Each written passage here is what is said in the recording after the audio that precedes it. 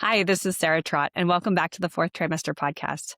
I am here with a special guest today, Dinalynn Rosenbush, and we are going to talk about communication skills as a family and ways to impact your family's communication early. You don't have to wait for your baby to begin talking to start working on this and improving your skills as a family and as parents. And so we're going to talk about what that looks like and then specific tips and tricks for your baby and your family's communication when they're early, age like 0 to 9 months, but we probably will go with the and beyond, I imagine. And I want to tell you a little bit about Dinalynn. So she's a seasoned educator and speech language pathologist. She has over 30 years of experience. She's a mom and a grandma, and she is the host and creator of the podcast called The Language of Play, which is wonderful. And I'll link to it in our show notes so you can go and follow her and subscribe and listen to her show there as well.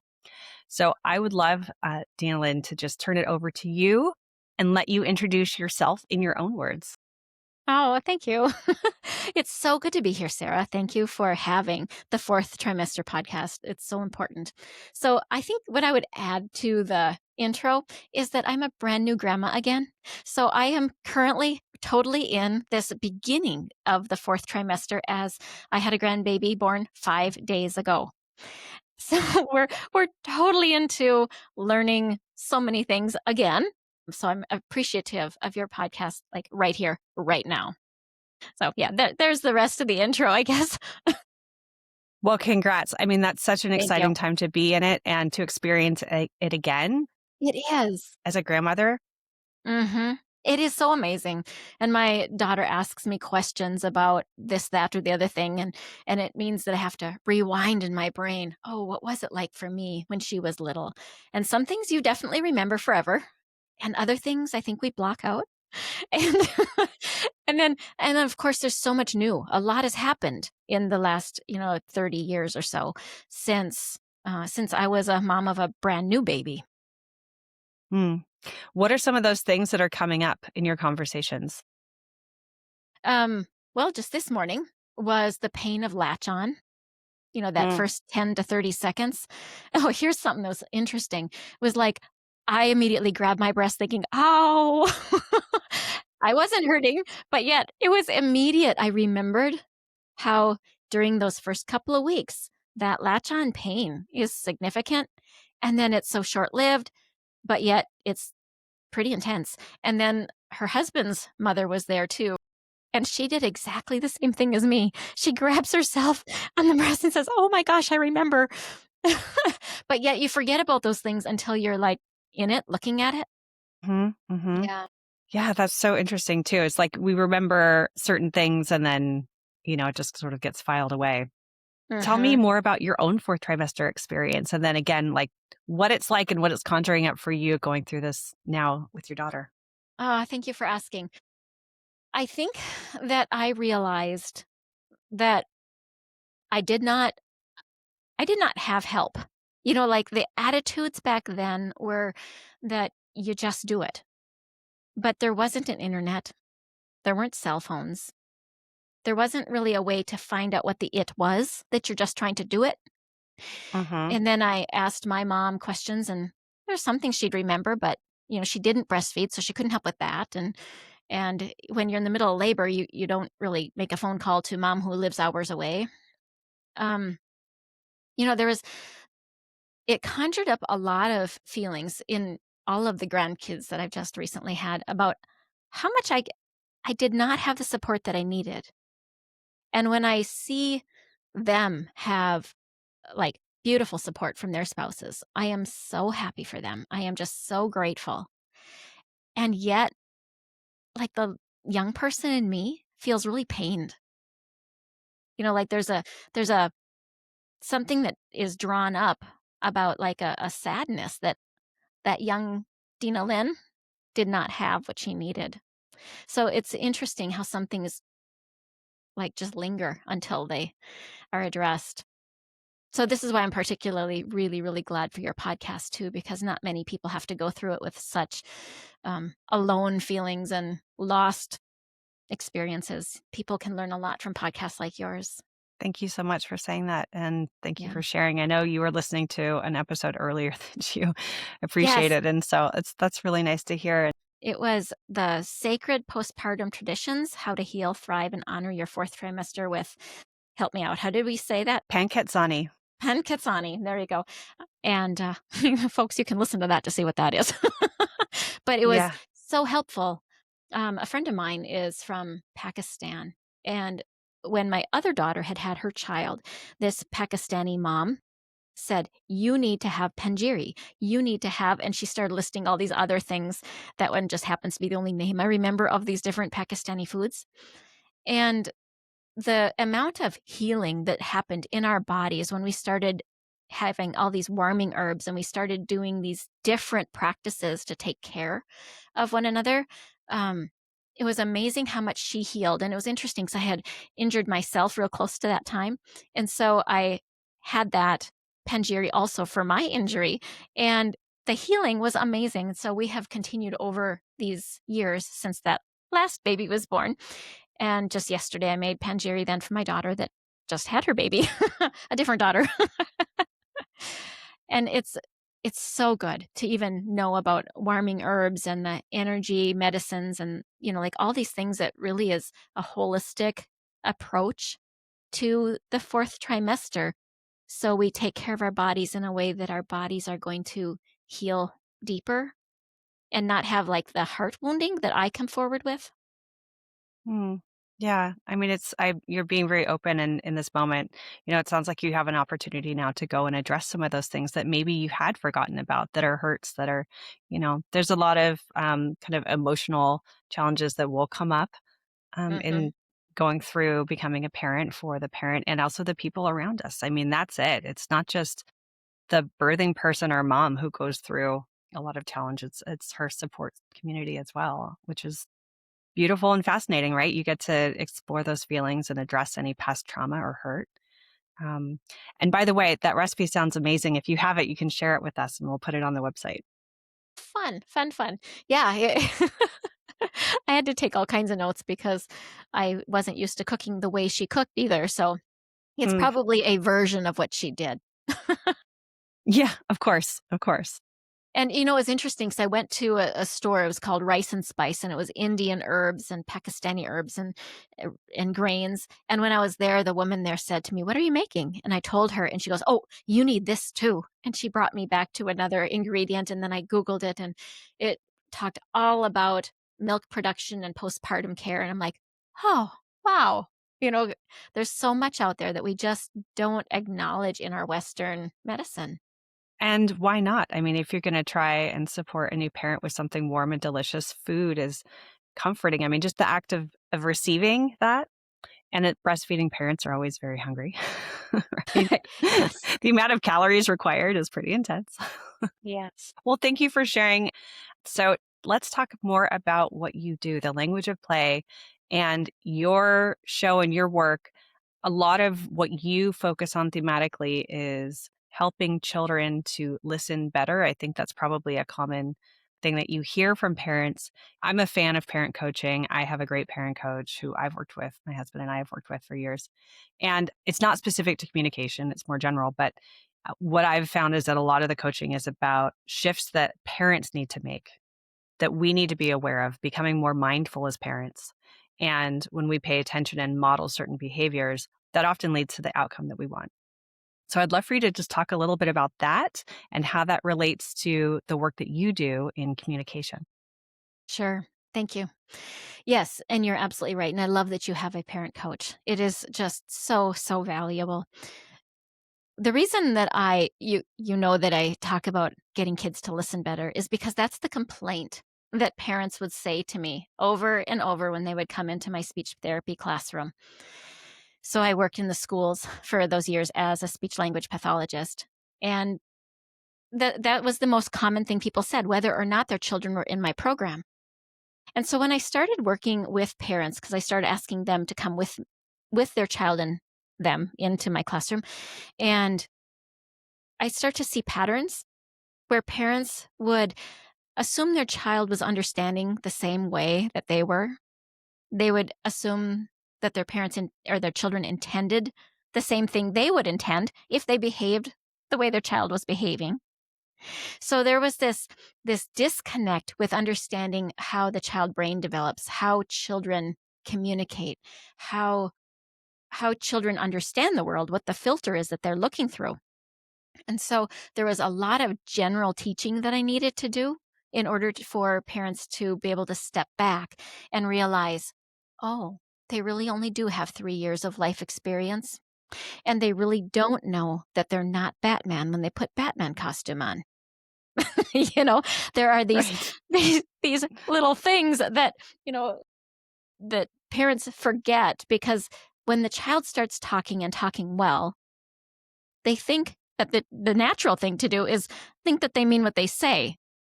And when they sometimes hear what you're saying and follow the direction, they must understand it.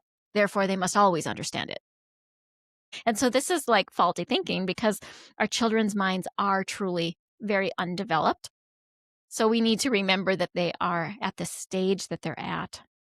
So a lot of the communication that I do is probably very similar to what a parent coach does for you, which would be, like, what is the behavior we're trying to navigate? What is my thinking pattern as a parent that I need to change? How do I communicate with my child differently so that they obey, so that we build connections, so that we have fun in our lives, so we can be productive, all the different things. The piece that I add to it is that I am a speech pathologist. So if we have a kiddo with any communication strengths, disorders, or specific needs, um, then I can address those things. And this is the fourth trimester podcast. So a lot of our listeners are new and expecting parents. And again, like we don't have to wait until our children are verbal communicators, but we can start to think about these things early so that we can think about what kind of communication do we want in our family? How do we want that to look? And what do we need to do in order to create an environment and a culture in our family that encourages that? What are some things parents could be doing and thinking about? I love how you phrased your question, because your question embeds a lot of answers in it too. So let's peel it apart. I probably can't quote what you said, but you have a lot of meat in that question. So I think when we backpedal and we think about when the babies come to us when they're small, we start with the eye contact, don't we? We start Right. with doing things. Oh, let me just use the example we were doing today.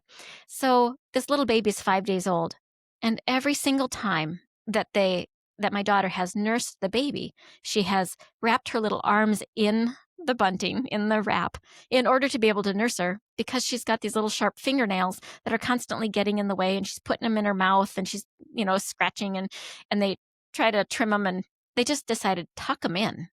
And so just in a matter of, I guess it was yesterday, so 4 days it took her to realize whenever she gets her hands tucked in and bunted, she starts looking for a breast.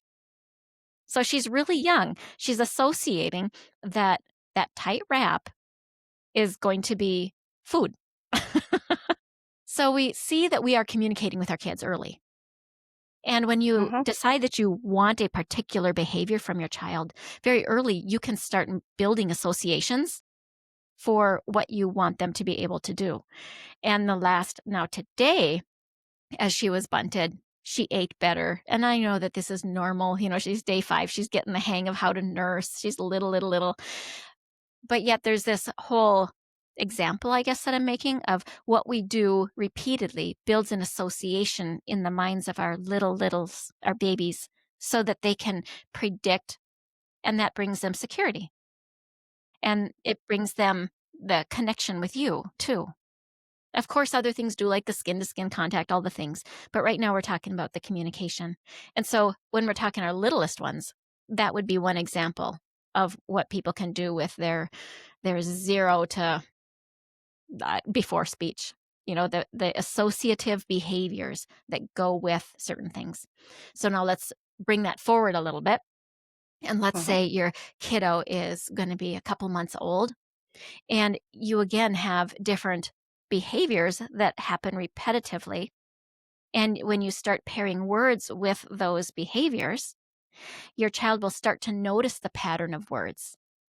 And so pretty soon you notice that they're turning to look at for like you say, daddy, and maybe they'll kind of gaze at daddy. Maybe the two of you are sitting there and mom says daddy, and they'll gaze back and forth, maybe 3 months old, whatever, so that they start to pair the word with the person or thing.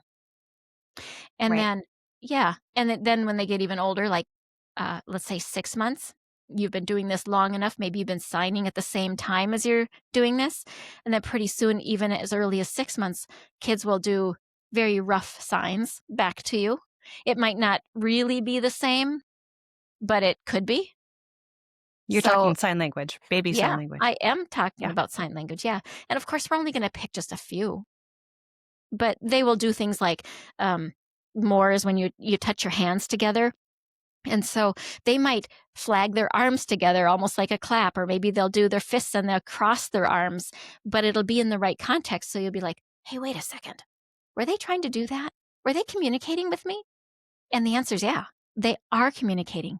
And so the way they differentiate their cries, and you start to recognize those differentiation of cries, and then you respond to them, they are communicating. They are communicating their needs in a lot of different ways. And so as they're little, we step back and we learn how to watch them to identify, I think this is what they want. And it's guesswork for a while, especially if it's your first baby. It's a lot of guesswork. And then after a while, we see the same patterns. So it goes both ways, doesn't it? Does that kind It of answer does. your question? I think it does. Yeah. And also the word routine comes to mind in some Yes. of what you're answering. Yeah. Right. Repetitive, routine, whatever it is that we say it over and over in the context, the same way. And I would say too that if we're trying to build communication early with a very little one, use Hmm. one word, just one word. So, um, like, are you hungry? I guess that's 3 words, isn't it? But really, the word that is emphasized is hungry. Like when you're going to Hmm. nurse your baby. And of course, you're going to talk with her in sentence, but the word that is continuously repeated is hungry. Are you is going to be all over the place as you're naturally talking with your child. And even though I just said one word, we also want to do a complete conversation all the time, because what the baby is picking up on is the rhythm and sound of the English language. So you talk with them continuously. We just don't expect that they understand all of it, do we?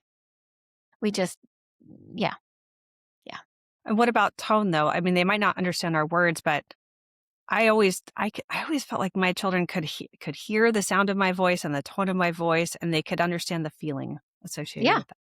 absolutely. And they fairly often will pick up on, well, I shouldn't even say fairly often. They always seem to pick up on your mood. If you're angry, they will respond with some kind of fear or anger back. And if you're happy, they'll respond with some kind of happy back a lot of the time. They always seem to pick up on it. And sometimes they respond the same way. They tend to mirror us more than we'd like to Hmm. admit. And sometimes when we're tired and it's painful or whatever stage we're in, we know we don't feel as good as we want to behave, but babies will pick up on how we feel. Right. Regardless of Yeah, what we say. I mean, that's true right. for adults talking to each other as well. Yeah, So and what is your tip? Oh, go on. yeah, you know how you can be like gritting your teeth and you're still smiling, you're still saying the right things, and you are doing the right things. The actions are nice, you're still being gentle, but inside you're thinking about somebody cut you off in traffic. You don't want to go to work. Whatever the thing is that you're actually stewing about on the inside has nothing to do with, you might still be interacting with your child really well, but they still pick up on that energy that you've got that's going on, that's Mm, frustrated, that has nothing to do with yeah. them, and they can't separate that. Right. For them, they think they internalize that and take it personally. Is that what you mean? Yeah. Well, it depends on the age. A little bit older, yes, but younger, I think Yeah. that it's more like they just mirror it and they feel it, so they react to the feeling. If we're talking Mm, under 6 months, they are feeling what you feel and reacting to how they feel, period. I don't know that they hmm. I don't know that they, like, identify with it in a sense of, like, internalizing it. It seems to me that it's more like on the surface, zoom, reaction. I don't Yeah. like this feeling. Yeah, exactly. Yeah. Yeah. Yeah. And so as adults helping us, we can help our children by learning how to manage our feelings, right? So self regulation And recognizing when is a you biggie. are yeah, I think a lot of us too, we compartmentalize how we feel, and we Hmm. yeah, so we tend to think, "Oh, I can deal with this part of me when I get to work, and I can deal with this part of me at home." But, you're one person. It's all there. It's all always there. And so to be able to stop and take a breath and learn how to calm the inside of you, even when you're just gonna change a diaper, to be able to get your vibration higher, to be able to set yourself in a mood that is positive intentionally by choice is a learned skill. It doesn't just happen. We can learn how to do that though, and then our babies will pick up on that and they will mirror that. Yeah. I mean, that's great modeling from a very early age. Very, we had a great episode with someone talking about brain development and the importance of communication. You mentioned like even talking while you're doing a diaper Mhm. change or whatnot. Having Yes. that eye contact, communicating, talking about what you're doing, even if they don't understand the words, babies' Mhm. brains are soaking up all of that information and learning. Absolutely. And diaper changes are particularly a good time to continue to communicate a lot, because when you suddenly expose their bodies to the coolness, they become very alert. And when they're Right. very alert, then they will be paying attention to you better. So, all the time through their pottying days, all the time through their diapering days, it is a wonderful time to build communication and to talk with them, build vocabulary, all of it. And there's a Hmm. lot of trust that is learned during that time. Yeah. Trust and connection. I Mhm. appreciate that. Yeah. So, what are your answers or your tips and tricks for the complaint, right? The thing that my kid isn't listening. What is that usually? What's at the root of that? What are the things parents can do, even with older children, that you point them towards? So I do have a freebie that you can put into your show notes that is titled 5 Ways to Get Your Kids to Listen Better. And I say that because there's a lot of ways that we can get our kids to listen better, but I'm not writing thousands down. This is 5 because 5 is digestible. And, um, and some of those ways, like that is really obvious, but yet not in the moment, is when you tell your child and they're in the other room, Johnny, go wash your hands for dinner, but you're standing in the kitchen. They don't necessarily pay attention. They don't necessarily process. They don't necessarily even catch on to that you're talking to them until you say their name or until you make eye contact with them. So, like, there's two kind of embedded into one. One is get into the same room, into the same physical space as your child when you're going to talk to them, and then say their name first. Because if you were to say, go wash your hands, Johnny, he tunes in when you say Johnny. And it was the last word you said. So he looks up at you and you're smiling and you say, get it? And they got Johnny. So they say, yep. And then they go back to their playing. They do not know that they didn't get the first half of the sentence. And a lot of times parents will say, do you understand? Children will always answer, uh-huh, because they don't know what they don't understand. They only knew that they understood what they understood. So the only answer kids typically say is, uh-huh, yep, I did. And then they don't act. And this isn't a disobedience issue. It would be a processing language or an immaturity of the brain or not paying attention. And it's not necessarily even the kind of paying attention like I'm choosing to not pay attention to you, like ignoring you. It's that we as parents, we haven't captured their attention before we give them an instruction. So when you get into the same room as them and you then make eye contact with them, you say their name, maybe even touch them. Depending if they're playing video games, you probably need a touch and eye contact and a name in order for them to unlock their eyes from that video game. And then Hmm. tell them, go wash your hands for dinner. And depending on the age, maybe it's just go wash. Hmm. Yeah. Um, so that would be some of those steps. And then um, another thing is what I mentioned earlier is remember that when your child responds, that Behavior indicates to you what they actually understand. When you say to your child, and I'm just pulling examples here off my top of my head, let's say you've got a trash bag in your hand and you hand it to your child and you say, go take out the trash. And your child says, okay, sets it on the floor and walks away. And that's crazy making for parents. That's Yeah. crazy making for any of us. Why'd they do that? It doesn't really make sense. And this is the kind of behavior that parents often come to me about because they've got the context. They're holding a garbage bag. They were told what to do, take it to the trash. They've done it before. They're physically strong enough. What happened? Why don't they obey? And this is one of the features that we see with kiddos that have some auditory processing struggles, where they're not totally processing all of the auditory information. And some evidence of that would be if your child says some speech sounds wrong. And how many 3-year-olds Oh, do? interesting. Most of them, Well, a right? lot. Yeah. Exactly, Yeah. Yeah. most of them. That means that it's quite possible that what they're not saying, they're not processing fully. So maybe Hmm. your child heard something like, take out the tarbage. And they thought about it for a little while, and because maybe they don't have the "guh" sound, right? Let's imagine that they don't have the "guh" sound. And so they think about it for a little while. They put the trash bag down and think about it. They can't come up with what a tarbage is. So they figure, I don't know. And then they leave. And it's as simple as that. It's not necessarily disobedience. This is one of the No. things we see commonly among families who have kiddos that have some kind of delay. And I say delay in this context where it's a formal delay because I'm working as a speech pathologist in the schools. However, the mirror reflection of that is when we're talking with little ones, they're all not developed yet, right? They all have some sounds that aren't correct yet. That means we can be pretty confident that they are all not hearing all of the information yet.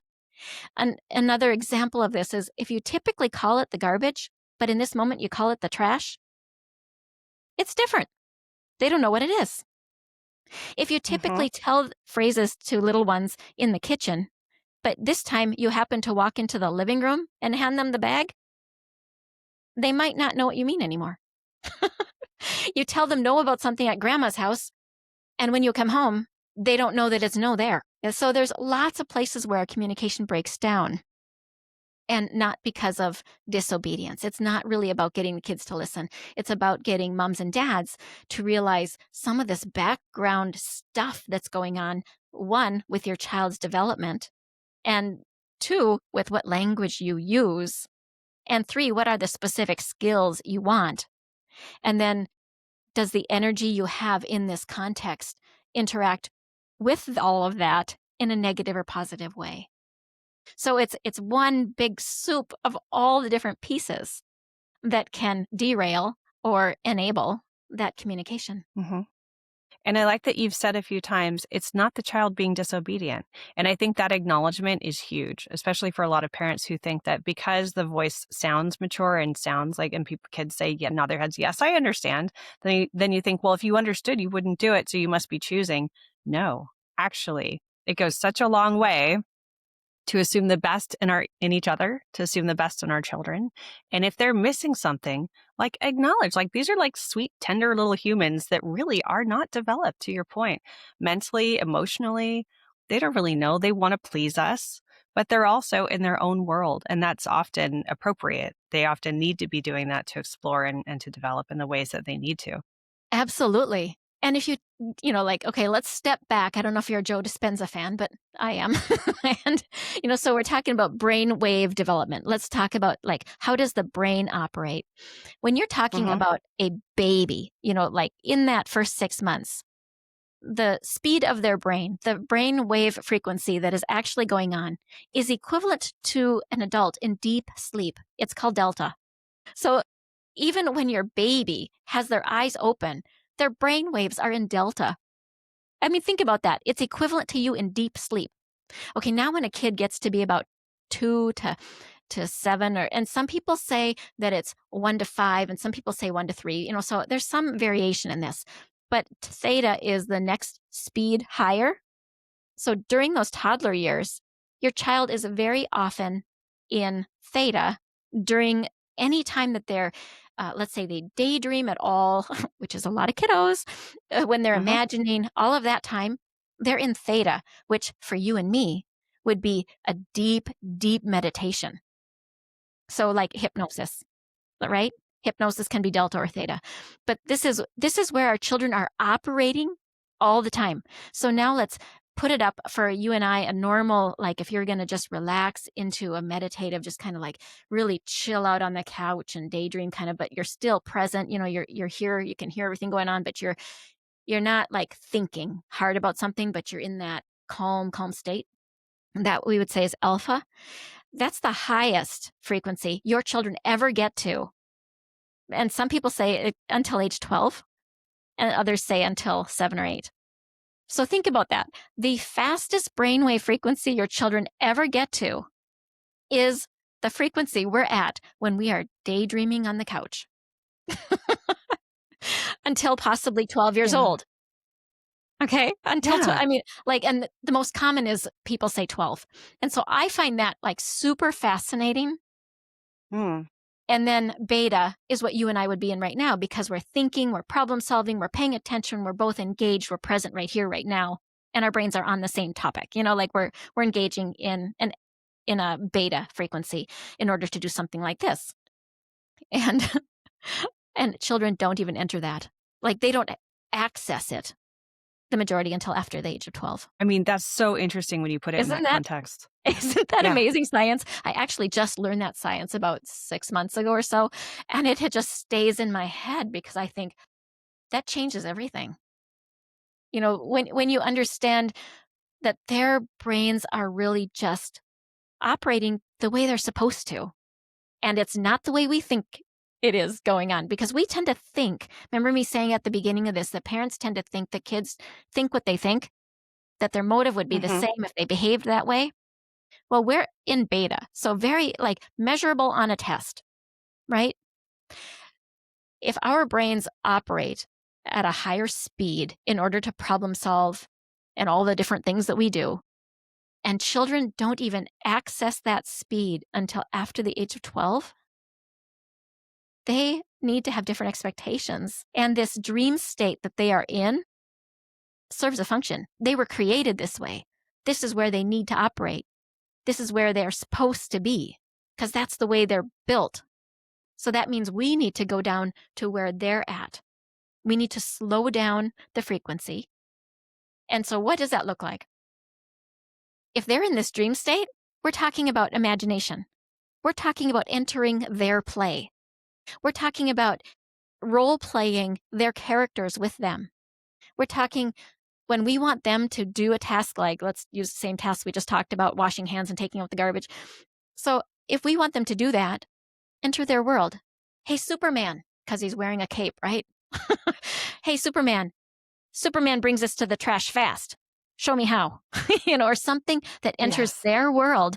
And then you take their little shoulders and you send them in the direction to the trash can outside or something like that, where we teach them how to do the things we're trying to teach them, but we enter their world in a way that operates in the same brain frequencies, the same imagination play, the same emotional centers.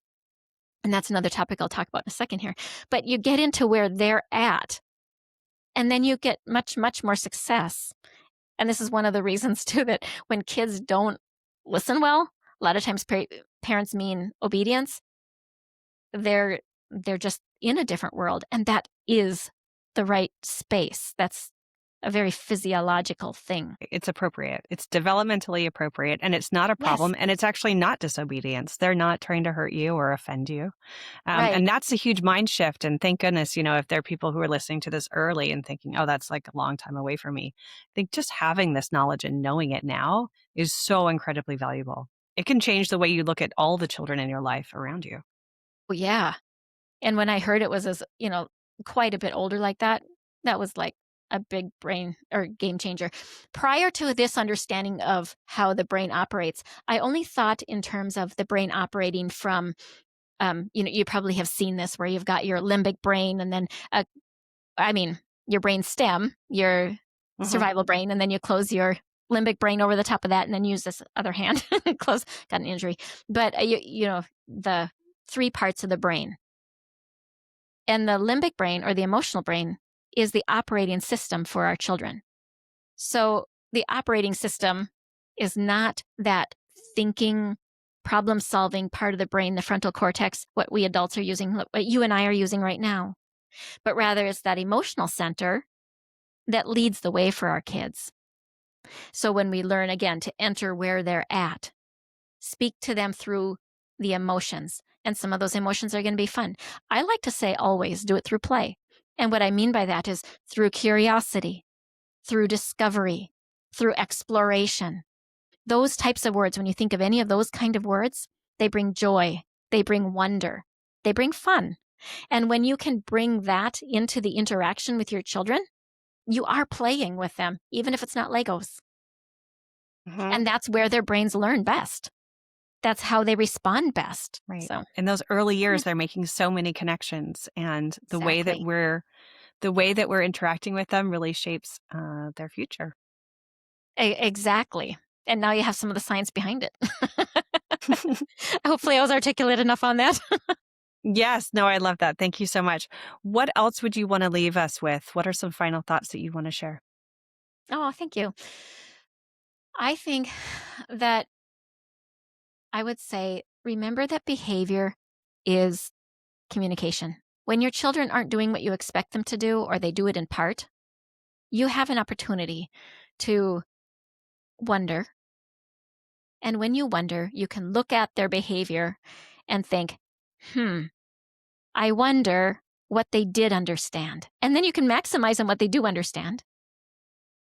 And it becomes apparent to you at that point what they didn't understand. And then you know what to teach.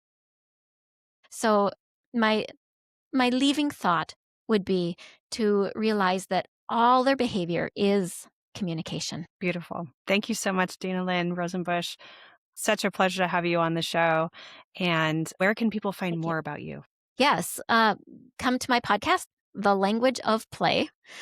And then my email is hello@thelanguageofplay.com. My website, which is thelanguageofplay.com. So it's all under The Language of Play. Facebook, YouTube, all the things. The Language of Play. Yeah. Perfect. Okay. Thank you so much. We'll see you next time. Thank you. It's a joy and an honor to be on the 4th trimester, Sarah. Thank you for having me.